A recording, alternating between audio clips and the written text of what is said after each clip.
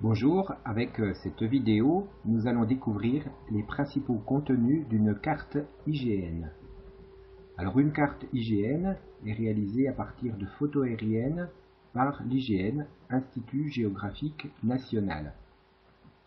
L'échelle est de 1/25 millième, ça veut dire que pour 1 cm mesuré sur la carte, nous avons 25 000 cm sur le terrain, soit 250 mètres. Alors pour information, les cartes ayant précédé les cartes actuelles s'appelaient cartes d'état-major. Elles étaient utilisées par les militaires.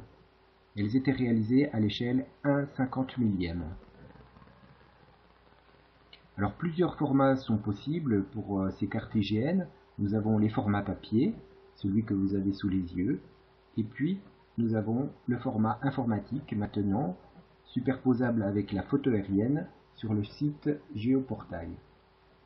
Voilà, donc là nous avons l'équivalent de la carte sur Géoportail qui se superpose là à la carte papier. Nous retrouvons sur les deux types de cartes les mêmes informations. Alors, nous avons les données sur l'occupation des sols. Nous pouvons voir, visualiser les circulations, les bâtiments, les cours d'eau. On voit un ici, un plus petit ici en pointillé. Les chemins forestiers. Alors, les chemins forestiers, ici, là, on aurait une route forestière. Les chemins forestiers, c'est plutôt en ligne continue. Et puis, nous avons des sentiers forestiers, oui, qui correspondent à des pointillés. Alors, sur les cartes papier, nous avons également les sentiers de randonnée, donc matérialisés par des symboles et en couleur. Nous pouvons voir sur ces cartes le type de végétation. Alors tout ce qui est en vert désigne les boisements, et sur les cartes papier on a une indication quant au boisement. Là on a un symbole de conifères, et puis on pourrait avoir ici un symbole plus de feuillus. Alors ici on a un mélange de conifères et de feuillus. Ici nous avons les vignes. Nous pourrions trouver des vergers avec des symboles de petits cercles juxtaposés les uns à côté des autres. Tout ce qui est blanc, ça correspond à de l'herbe.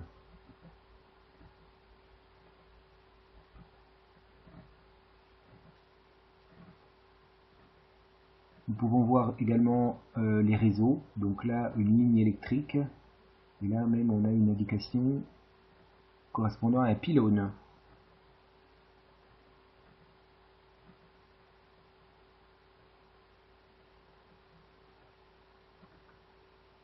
Nous pouvons voir également les limites de chacune des communes.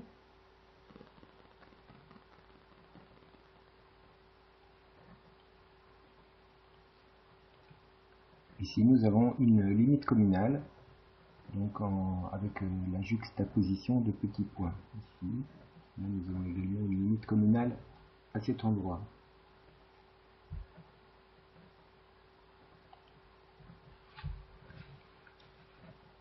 Alors je prends une vue sur Géoportail pour avoir une vue plus nette, pour voir les données sur le relief.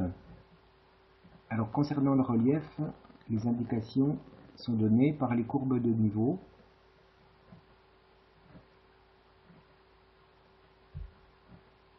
Les courbes de niveau sont équidistantes là, de 10 mètres, donc là on est à 400 mètres, et 1, 2, 3, 4, 5 courbes de niveau plus loin, plus haut, nous sommes à 450 mètres. Donc sur cette courbe là, nous sommes à 450 mètres. les chiffres correspondant aux courbes des niveaux sont inscrits dans le sens de la pente, donc en fait dans le sens de la montée. Donc c'est par cette méthode qu'on peut s'apercevoir de la montée ou de la descente, se rendre compte de la montée ou de la descente d'un terrain. Au sommet est indiqué le chiffre correspondant à l'altitude, et il y a un point.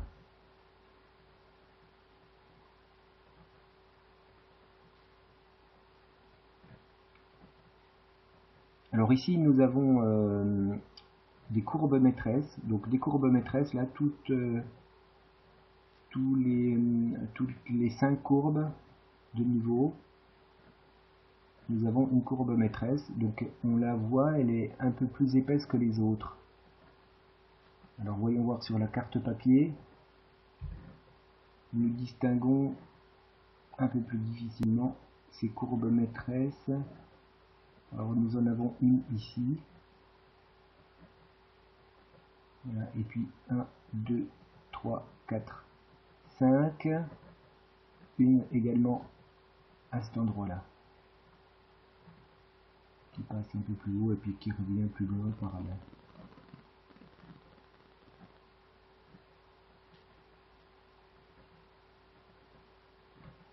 Alors les chiffres sont plus difficiles à trouver. Ici nous avons un chiffre qui correspond à 500.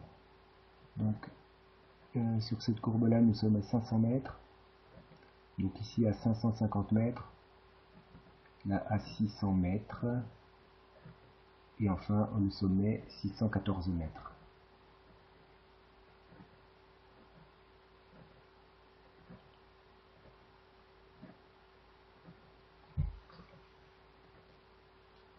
On a un estompage qui est orienté sud-est. Donc toutes les montagnes, tout le côté sud-est des montagnes est estompé avec un gris. Alors c'est un peu contradictoire avec l'orientation du soleil parce que normalement le soleil donne sur le sud et c'est justement ces côtés sombres qui devraient être plutôt éclairés et les côtés plus au nord devraient être assombris.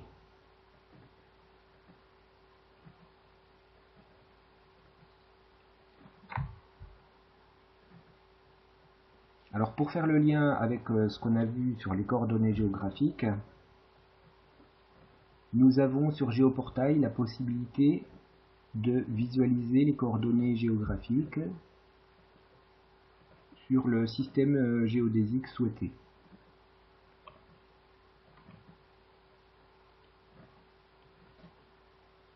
Alors je vais aller chercher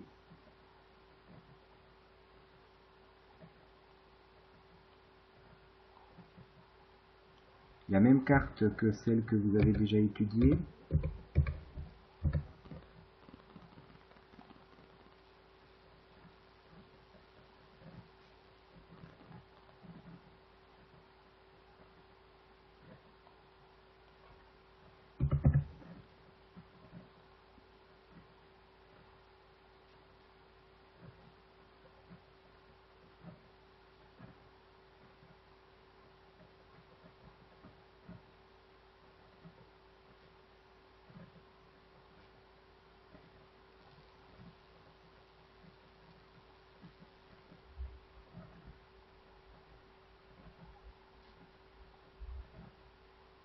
Voilà, l'étoile orange s'est située à ce niveau-là. Alors, pour obtenir les coordonnées,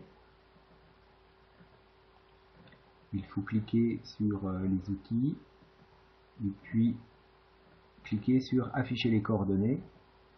Nous avons les coordonnées dans le système de référence à choisir. Alors là, système géographique, donc nous avons latitude et longitude en degrés. Là, nous avons degrés décimaux. Alors pour ce point ici, nous avons 47 degrés 51 de latitude et 6 degrés 68 de longitude. Maintenant, si je change le système géodésique, je prends par exemple le système UTM, le système international, qui nous donne les coordonnées en mètres. Nous retrouvons les coordonnées donc en X, 325 265 environ, et en Y, 5264 826 en mètres pour la longitude.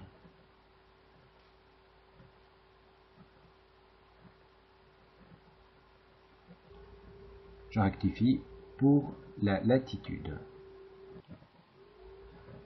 Pour obtenir la légende de la carte IGN sur Géoportail, nous cliquons ici.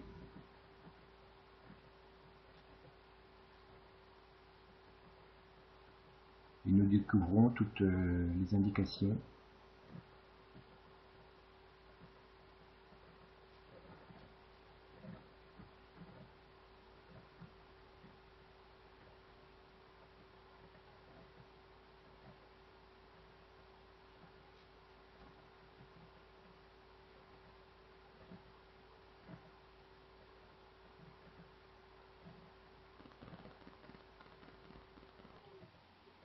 Voilà, nous terminerons par une petite visite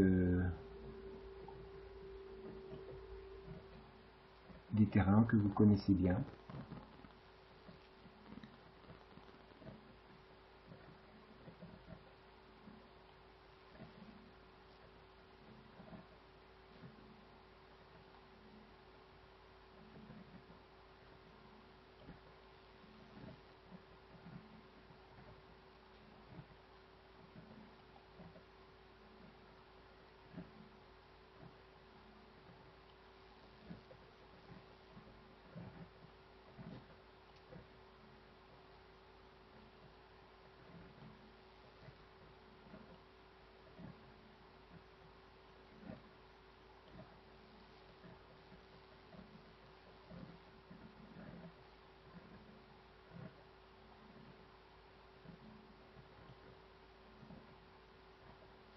Voilà, fin de la visite. À bientôt.